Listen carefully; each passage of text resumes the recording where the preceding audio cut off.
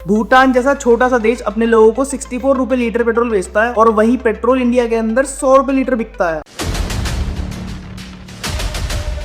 जिसमें इंडिया का 35% defence budget हर साल खर्च होता है।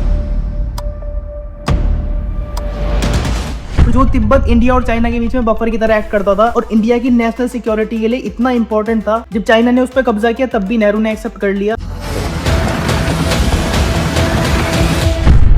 भूटान जैसा छोटा सा देश अपने लोगों को 64 रुपए लीटर पेट्रोल बेचता है और वही पेट्रोल इंडिया के अंदर 100 रुपए लीटर बिकता है। और सबसे इंटरेस्टिंग बात यह है कि भूटान इंडिया से पेट्रोल लेता है। और अगर तुम भी किसी रील से ये चीज देख के आए हो, एंड तक देखना इस वीडियो को, सब समझ में आ जाएगा। और साथ में तुम्हें ये भी पता चलेगा कि भूटान इंडिया के लिए कितना ज्यादा इंपॉर्टेंट है। देखो, अगर आपको थोड़ी बहुत भी नॉलेज है फाइनेंशियल और कमोडिटी मार्केट्स की, तो आपको पता होगा कि अलग अलग देशों में पेट्रोल के प्राइस अलग अलग होते हैं। और लॉजिक के हिसाब से भी अगर कोई प्रोडक्ट अलग कंट्री में बिक रहा है तो ऑब्वियसली उसका प्राइस एक्सपोर्टिंग कंट्री से तो ज्यादा ही होगा, क्योंकि टैरिफ लगेगा, शिपिंग चार्जेस लगेंगे और जो बेच रहा है उसको पैसे भी कमाने थोड़े बहुत। ऐसे ही तो चलता है बिजनेस। लेकिन लोगों को शौक लगता है ये चीज जान के कि जो पेट्रोल भूटान इंडिया से खरीदता है उस पेट्रोल को वो अपने देश के अंदर 64 रुपए लीटर में बेचता है और तब भी थोड़ा बहुत प्रॉफिट बना लेता है। और वही पेट्रोल इंडिया के अंदर 100 रुपए लीटर मिलता है, उसमें से भी 200 ml गन्ने का रस है जो गडकरी जी ने मिलाया है। मतलब अगर कोई चीज इंडिया के अंदर 100 रुपए की बिक रही है और वो बाहर भेजी जा रही है तो वो ऑब्वियसली 110 या 120 की तो बिकनी चाहिए, पर वो 64 रुपए की कैसे बिक रही है। अब देखो, इंडिया के अंदर जो पेट्रोल है वो नो डाउट बहुत महंगा है, वो भी 20% इथेनॉल मिलाने के बाद। अब देखो, ऐसा नहीं है कि भूटान अपने लोगों को इतना सस्ता पेट्रोल इसलिए बेच पा रहा है क्योंकि वो सब्सिडी वगैरह देता है, बल्कि इंडिया खुद पेट्रोल डीजल भूटान को बहुत सस्ते में बेचता है। देखो, अगर जेन्युइनली कुछ सीखना चाहते हो तो वीडियो को एंड तक देखना, तुम्हारे सारे सवालों के जवाब तुम्हें मिल जाएंगे।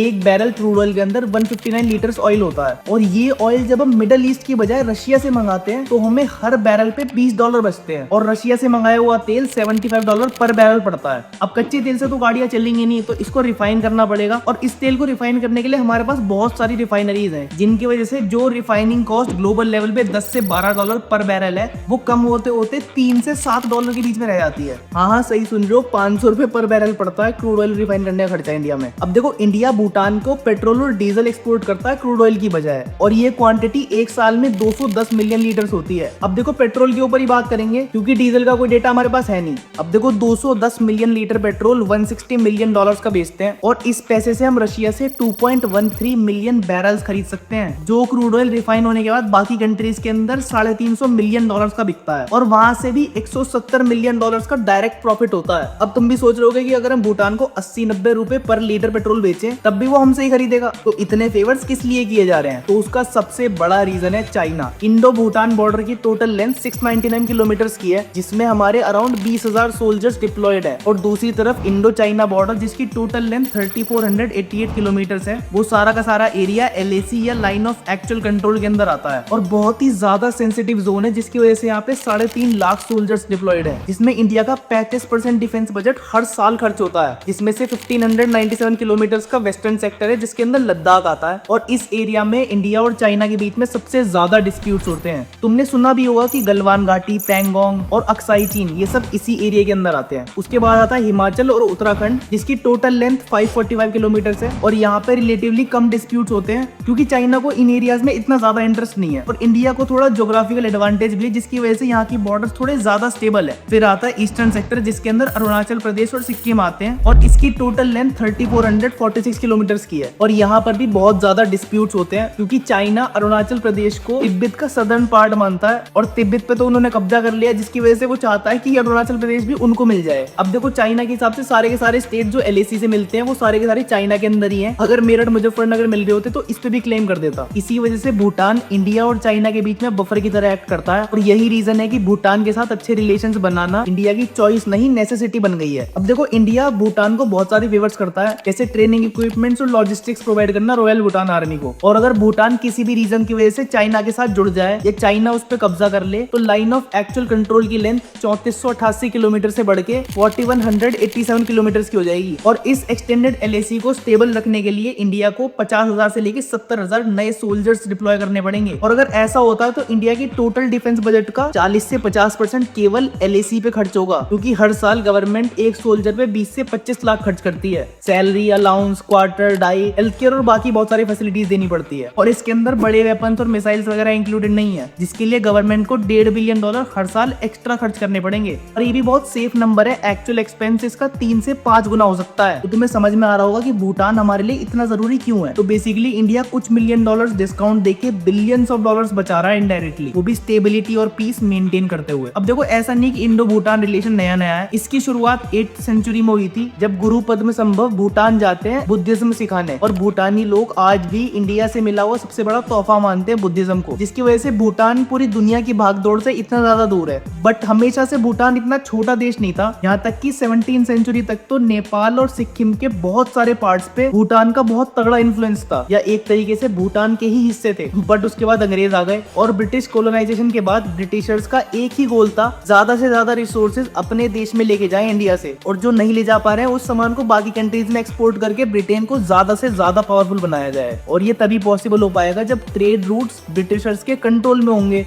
और ये सब करने के लिए सबसे इंपॉर्टेंट स्टेप है ट्रेड रूट्स को सिक्योर बनाना। तो ब्रिटिशर्स के अकॉर्डिंग जो चिकन नेक कॉरिडोर है, यहाँ पे भूटान के सरदार बहुत ज्यादा लूट मार करते थे, इसकी वजह से ब्रिटिशर्स को बहुत ज्यादा नुकसान हो रहा था, क्योंकि ये इंडिया और तिब्बत ट्रेड का सबसे इंपॉर्टेंट और क्रूशियल रूट था। इसी रीजन को द्वार रीजन भी बोलते हैं। इसके बाद 1864 में ब्रिटिशर्स भूटान के ऊपर अटैक कर देते हैं कब्जा करने के लिए, और यहीं से शुरू होती है एंग्लो भूटान वॉर, जो कि 1865 में ही खत्म भी हो जाती है, क्योंकि भूटान के पास ना तो इतने ज्यादा रिसोर्सेज थे कि वो वॉर जीत सके, ऊपर से ब्रिटिशर्स के पास काफी ज्यादा एडवांस वेपन्स भी थे, और इतने मॉडर्न वेपन्स के आगे कोई भी टिक ही नहीं पा रहा था। तो भूटान का हारना पहले से तय था, और भूटान की इस हार के बाद साइन होती है ट्रीटी ऑफ सेंचुला, जिसका फाइनल आउटकम ये होता है कि भूटान के हाथ से चिकन नेक कॉरिडोर या फिर दुआर रीजन निकल के ब्रिटिशर्स के हाथ में आ जाता है, या फिर ब्रिटिश इंडिया कह लो, और ये एरिया अराउंड 83,000 स्क्वायर किलोमीटर्स का है। इसके बदले में भूटान को 50,000 रुपए महीने का रेंट मिलता है, और भूटान के फॉरेन अफेयर्स ब्रिटिशर्स के हाथ में आ जाते हैं कि उनके किस देश के साथ रिलेशंस कैसे रहेंगे। अब ब्रिटिशर्स यहाँ पे एक बहुत ही स्मार्ट मूव खेलते हैं कि भूटान को इंडिया और चाइना के बीच में एक बफर स्टेट बना देते हैं, जिससे इंडिया चाइना से थोड़ा और सिक्योर हो जाता है और चाइनीज इंटरवेंशन भी कम हो जाता है, और भूटान को मिलती है बाकी कंट्रीज से सिक्योरिटी। तो उसके बाद से भूटान और इंडिया की दोस्ती आज तक चल रही है, यहाँ तक कि भूटानी ब्यूरोक्रेट्स को भी लबासना में ट्रेनिंग मिलती है, जहाँ IAS ट्रेन होते हैं। अब वक्त आता 1947, जब सालों के स्ट्रगल और सैक्रिफाइस के बाद इंडिया फाइनली आजाद होता है। तो देश 562 इंडिपेंडेंट राज्यों में बटा हुआ था, जिसे सरदार वल्लभ भाई पटेल जोड़ने की कोशिश कर रहे थे। उसी समय पे सिक्किम, बलूचिस्तान और ग्वादर पोर्ट इंडिया का हिस्सा बनना चाहते थे, और नेपाल तक चाहता था कि उनके कुछ पार्ट्स इंडिया के इन्फ्लुएंस में हो। लेकिन जवाहरलाल नेहरू ने इस चीज को अपोज किया, क्योंकि चाइना नाराज हो जाता, जो तिब्बत इंडिया और चाइना के बीच में बफर की तरह एक्ट करता था, और इंडिया की नेशनल सिक्योरिटी के लिए इतना इंपॉर्टेंट था। जब चाइना ने उस पर कब्जा किया तब भी नेहरू ने एक्सेप्ट कर लिया। उसके बाद 1962 में जब इंडो चाइना वॉर हुई, उस टाइम पे भी जवाहरलाल नेहरू ने एयरफोर्स का यूज नहीं होने दिया, जिस वजह से इंडिया के हाथ से 37,000 स्क्वायर किलोमीटर का एरिया चला गया, जिसे आप लोग अक्साई चीन के नाम से जानते हो,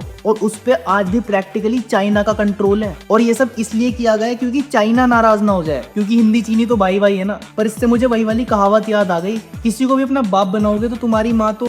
खैर, नेहरू के बारे में कभी और डिटेल में बात करेंगे। तो जब 1962 में हम वॉर हार गए तो भूटान का इंडिया पे से भरोसा उठ गया कि ये खुद की तो जमीन बचा नहीं पा रहे, हमारी क्या ही रक्षा करेंगे। उसके बाद 1971 में जब इंडिया ने पाकिस्तान की रेल बनाई, तब जाके ये कॉन्फिडेंस रिस्टोर होता है। ऐसा नहीं है कि इंडिया ही सिर्फ भूटान के लिए फेवर्स करता है, इनफैक्ट भूटान अपने ग्लोबल इंपोर्ट्स का 90% इंडिया से खरीदता है, और ये सब फ्री ट्रेड एग्रीमेंट की वजह से पॉसिबल है, यानी कोई भी एक्स्ट्रा टैरिफ वगैरह नहीं देना। और अपनी 60 से 70% हाइड्रो इलेक्ट्रिसिटी इंडिया को एक्सपोर्ट करता है, जो कि उनकी टोटल इनकम का 40% है। बदले में हमें ग्रीन एनर्जी मिल जाती है, जिसे अगर हम प्रोड्यूस करने जाएंगे तो बहुत सारा कोयला खर्च होगा और बहुत सारा पोल्यूशन होगा, क्योंकि इंडिया की ज्यादातर इलेक्ट्रिसिटी कोयला जलाने से बनती है। और जैसे कि भूटान के अंदर 65% टूरिस्ट इंडियन होते हैं, और उनपे डेली फीस 1200 रुपए लगती है, लेकिन बाकी टूरिस्ट के लिए ये फीस $100 है। लेकिन सबसे ज्यादा इंपॉर्टेंट कॉन्ट्रीब्यूशन भूटान का इंडिया के लिए चाइना की पैकेज डील को ठुकराना है, जो चाइना ने 1996 के अंदर भूटान को प्रपोज की थी कि ये जो डोकलाम रीजन है ये चाइना को दे दो, उसके बदले में दूसरे एरिया में ज्यादा लैंड दे देगा चाइना भूटान को। और ये डील भूटान के लिए बहुत ज्यादा प्रॉफिटेबल साबित हो सकती थी, लेकिन भूटान इस डील को रिजेक्ट कर देता है, क्योंकि अगर ऐसा होता तो चाइना चिकन नेक कॉरिडोर के और ज्यादा करीब आ जाता, और अगर थोड़ा बहुत भी अग्रेसिवली अटैक करता तो इस रीजन पे पूरी तरह से कब्जा कर सकता था, क्योंकि चाइना के लिए इस रीजन पे कब्जा करना बहुत ज्यादा इजी हो जाता।